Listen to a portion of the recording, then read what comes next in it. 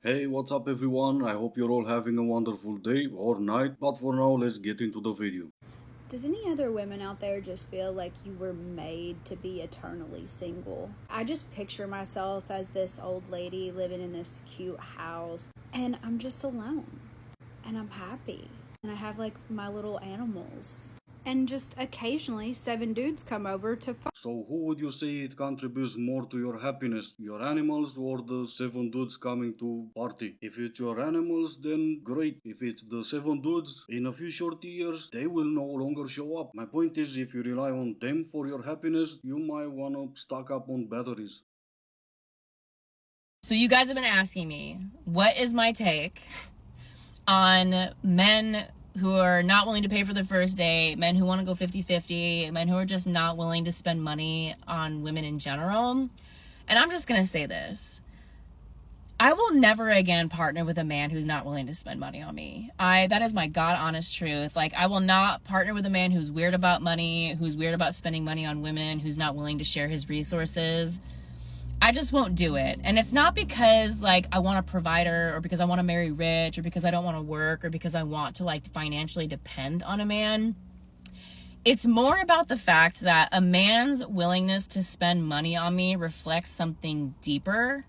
And that deeper thing shows up in other areas of the relationship I can't quite explain it. But like when I date a man who's not willing to spend money on me, I just don't feel valued or respected by him. And that's exactly why me as a man, I always spend money on women because I value them and respect them so much. Of course, those women I spend money on are not on TikTok, or maybe some of them are. But even if they are on TikTok, they never try to hide who they really are. They're upfront about who they are, what they offer, and exactly how much it's gonna cost me. And then 1 hour later, I leave and we're both happy. And no, not because I'm God's gift to women, especially when I pay for it. I'm never gonna pretend that's the reason she's gonna be happy, but because once you leave the hypocrisy out of it, we both know what we get ourselves into.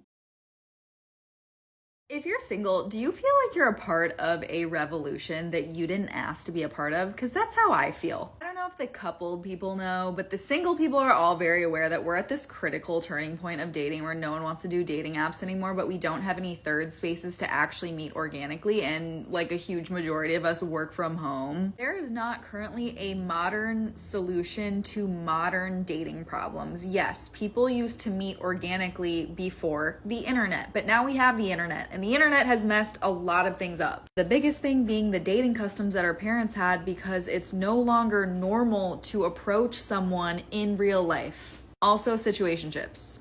We can all agree that this has to be the worst time to be single, right? Because we're done with the old, we're done with the apps, but we're not in the new yet. We haven't figured out how are we going to meet each other. We're not there yet. Like the saying goes, if it's not broke, don't try to fix it. Maybe before you lunatics try to destroy the man approaching you, you should have come up with a solution for the new and the modern way of meeting each other. And I haven't looked this up, so please correct me in the comments, but I'm pretty sure when you say you're part of a revolution, it means you're fighting for something. If your only way of fighting for something means raising your shoulder at each other, asking each other, what do we do now? Then I'm pretty sure you're part of nothing. A single dose of antidepressants doesn't change your mood, but it does change your cognition, your perception of the world around you.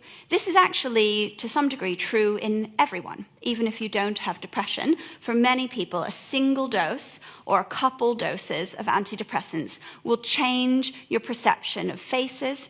It will change your perception of ambiguous sentences. And in the real world, if you're walking down the corridor at work one day and your colleague doesn't say hello to you, that's an example of an ambiguous stimulus. One person might interpret that as your colleague's a bit busy. Another person might interpret that as your colleague probably secretly hates you. And that's the kind of information that antidepressants work on.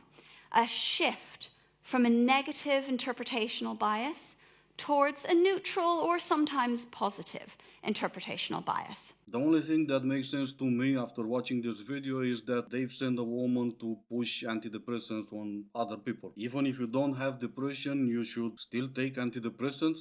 Just a little dose or maybe two, it won't hurt. No, it absolutely will. Because even if you don't have depression, usually you're not gonna stop after a dose or two. No, but take them anyway. Why? You're not pushing paracetamol on people who don't have a cold, so why this? You're not happy anymore with the money you're making already? As many of you guys know, I'm a single mom, and I have been for a couple years now, okay?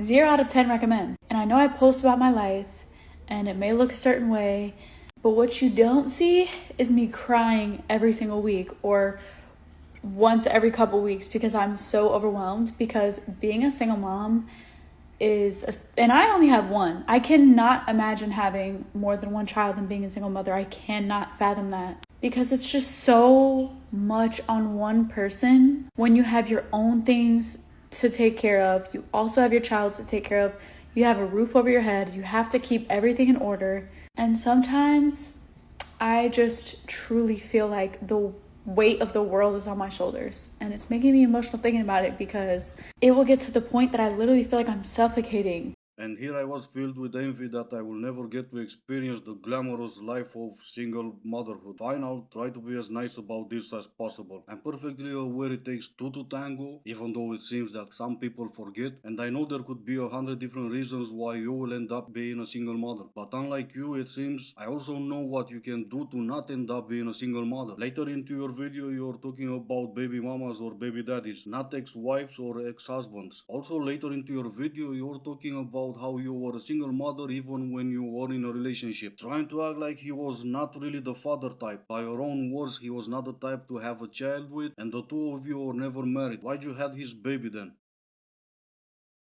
My mom is more desperate about my dating life than I am. My mom asks me every other day, literally, every other day, Trisha, do you go on your dating app?